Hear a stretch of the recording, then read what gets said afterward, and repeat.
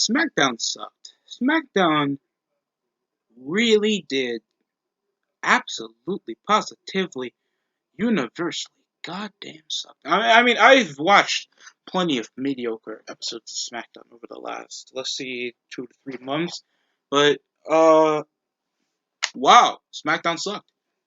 Not only have they made me feel a bit less invested over with the main event of WrestleMania Night 2, they want to forcibly make it a three-way match, all because Daniel kept bitching that he has lost more times than he can count for title shots, but it's been over outside means or other rulings that he'd agreed to terms with.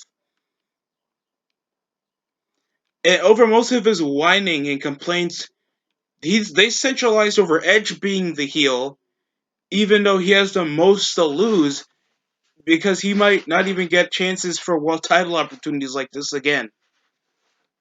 And they just want to forcibly make this another underdog. Daniel Bryan deserves it because he wrestled more and he looked like he had the most disadvantages, even though he's earned the most opportunities over most of the show and getting more of the screen time. Like, I don't care about Daniel Bryan being in a three-way bout because now you made more of the odds going to him winning the world title after failing like twice. It's just a given. I'm just not invested. So earlier on, we had Daniel doing the cliche that nearly any other wrestling show is: if you're getting screwed over in the show for a long period of time, you come with a chair, wait for a long time, and you wait until an authority figure or a big star comes out to try to get you out the ring.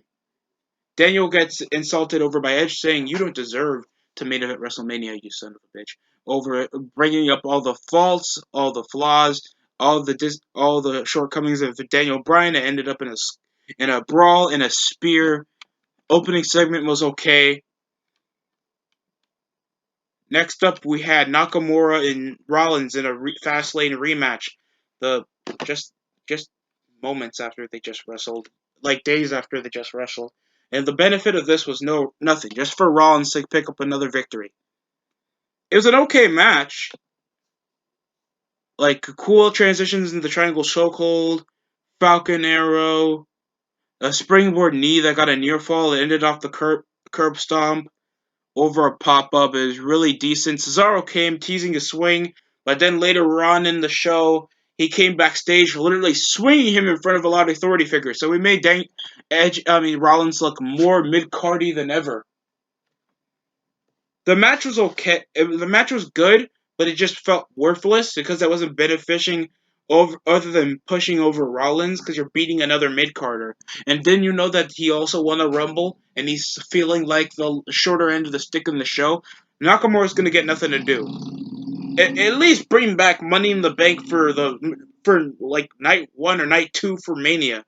Because nobody wants to see it on another pay-per-view. Many people already been like disrespecting the show pay-per-view for Money in the Bank because it just shows that it doesn't feel that special. Next up, we had, of course, Biggie. We had these consistent segments over involving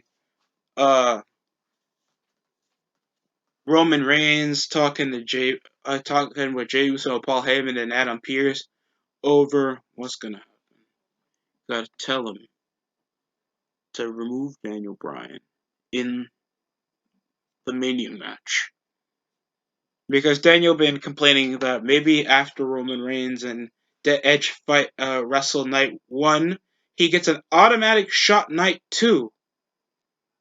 This makes zero sense.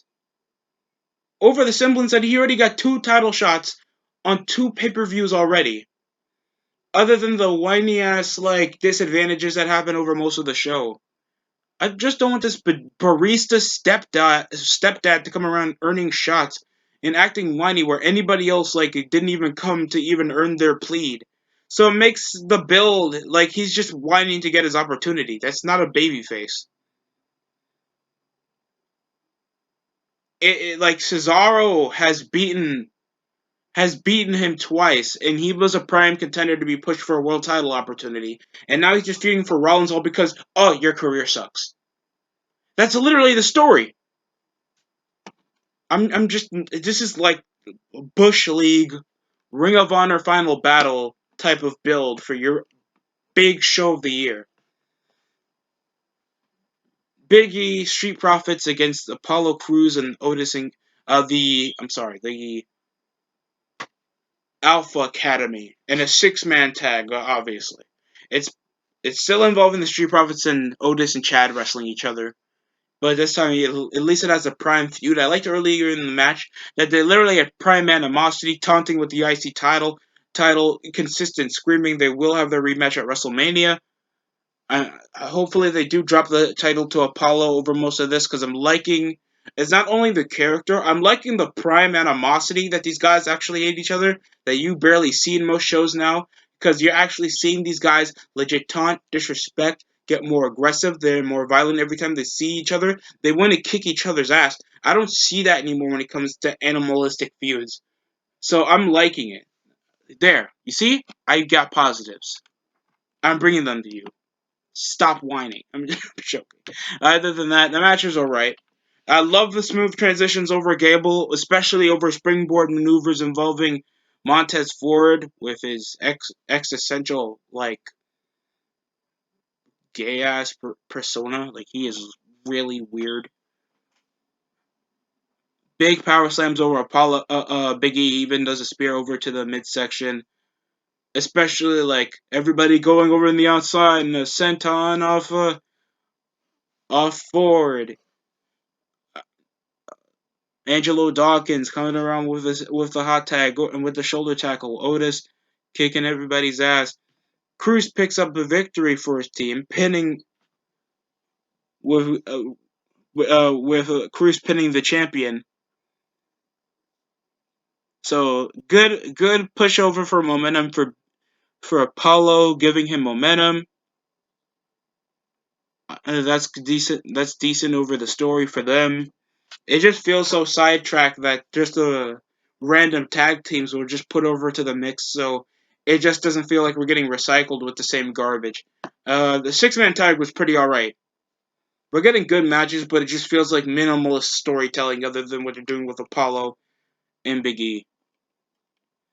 That's literally the only compelled thing that I'm watching on SmackDown, because whatever Edge, Daniel, and Roman is doing is devaluing what's going on for WrestleMania. Because what they're doing, they're trying to force this to be a SummerSlam main event when it's supposed to be a WrestleMania main event. And now it's just force fed that Daniel has to be in the. I'm sorry. Back into Kevin Owens, the Kevin Owens show. It's Sami Zayn and Kevin Owens, and why they're feuding. I don't know why. Except he expressed regret last week of blasting Kevin Owens with the haluva kick. And announces a red carpet premiere involving Logan Paul. Kevin Owens doesn't care and cut him off again. They started ranting and shouting each other to shut each other up. And it's like, you and me, WrestleMania. Why? Because you annoy me. That's literally the story. At least, like, I don't care about their feud that they had back in 2016. But it's like, okay, these guys were called up. One of their dreams was to be like be on the main roster, be on prime television. Jealousy ensues. It's a basic mid card feud, but people were just hyping this over because they're both from the Indies instead of a basic story. And they had two pretty decent pay per view matches, in my opinion. And it just feels so force fed that you see this crap in like Great Balls of Fire. Then Kevin Owens, I think, hits him with a stunner. That's it. I don't really care. Logan Paul, like, this is like their mainstream appeal. Like, they think Logan Paul's that mainstream. Logan Paul beat up Nate Washington. I can beat up Nate Washington. I mean Nate Robinson. That's no, that's Jake Paul beat up Nate Robinson. But still, Logan, you suck. You can't even beat up another YouTuber, especially in Decision. He looks homosexual, yet he works out. I'm I don't care. This is like from Raw that has Bad Bunny to SmackDown that has Logan Paul. Do you see the amount of demotion we had from having Rob Gronkowski special guest, like a Super Bowl champion, a multi-time Super Bowl champion, special guest at WrestleMania, and had a contract with us until he came back to the Buccaneers to a YouTuber. That's like depressing on itself. You could say, but certain YouTubers are like celebrities. No, they're not. We're pro wrestling. I mean, WWE is a lot has declined that much that we are finding YouTubers that much of mainstream cred. It's depressing. I don't want to hear it. I don't want to see it. Next up, we have Bianca Bellaire versus Natalia. An excuse for Natalia to be on television. Bailey wasn't here for some apparent reason. If you didn't see an image of Jay Leno drinking, that's supposedly supposed to be Bailey. It was just average chain wrestling. Nothing was on the line over most of this match. This was just a basic match. A kiss of death over Natalia for the victory from Sasha Banks coming for the distraction and hitting her with the backstabber. Sasha Banks comes to get a one up on Bianca Belair. Yes, so Sasha's the heel. If you guys couldn't actually understand. Then we had Rey Mysterio against Dolph Ziggler. I'm getting flashbacks from '09 when SmackDown was actually good. So, this was just an average match. It was going okay. I liked the ground game, springboard. Rude and Dominic were fighting. The best move was when Rey was trying to help out on Dominic trying to do an aerial move off the second rope, and then he gets stopped with a zigzag, and that gets a near fall for some apparent reason. Then Dominic and Roots are coming over in the match, so I know that they're forcibly going to possibly do like night one, the Mysterios against Dominic for a future tag team title, Mysterios, and like Ziggler and Rude for the tag team titles because they're that devalued now. Because of basic grudges, you get like little minimal aggressions, you get title shots. Rey Mysterio gets the 619 and wins with the big splash. So Mysterio pins one half of the tag team champion. So I guess they get a future title shot. Oh, dude, this is sucking. And that was technically our main event. I guess our closing segment didn't have much over to do with the women's division. I don't know where was Sonya Deville because at least Sonya Deville actually sounds like a pro. Adam Pearce's big decision was to make at WrestleMania it'll be Daniel Bryan, Edge, and Roman Reigns for the Universal title because other points of Daniel Bryan getting screwed over make sense and why Edge should still be in the main event makes sense. So it's like, oh, I can make everybody happy. Even though like Daniel lost twice on 2 pay-per-views, and he just whining over, even though he agreed to the circumstances that occurred. What did you expect? And it's just so whiny and so prodigal to make like Edge just forcibly heel to just make the commence not go with Daniel Bryan facing all the odds. It's so force fed that underdog factor. It's so stupid. You know who shovels more talent than a top heel is an underdog, and it gets agitating.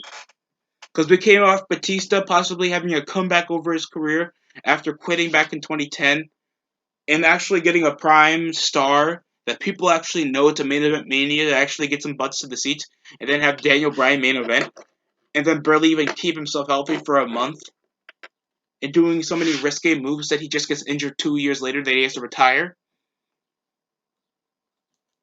Like, what's the draw factor of having Daniel Bryan into this other than the hardcore fans? That's just my opinion on the benefactor, and I'm just gonna complain about this over my review because I'm not like the guys that just make separate takes. Because I went over I only think I made one video complaining over the direction of Daniel Bryan over the main event scene, and it just shows like how bad they're willing to go. They just try to please over the vocal minority, just like to appeal that Daniel Bryan deserves it. Over what circumstances? All because they hear that he's gonna retire. That's so dumb. There was Superman punches after Edge delivered a spear over to Daniel. There was an attempt on the double concerto, but it seems like Jay help Roman escaped. So that's the show. Ugh. Show was absolute a travesty to watch. If you guys think differently, comment down in the comment section below. That's it. Thanks for watching. Tell me how you feel about the build-up to Mania. Do you think it's disappointing? Do you think it's garbage? I was trying to say if it was going to be good, but we all know it's bad. The Mania build is bad. You can say, like, oh, we're going to have a good match. When does the wrestling ever matters in a big show? Stop. You're lying to yourself. You are. Thanks for watching. Like, comment, subscribe. That's it from the DST show.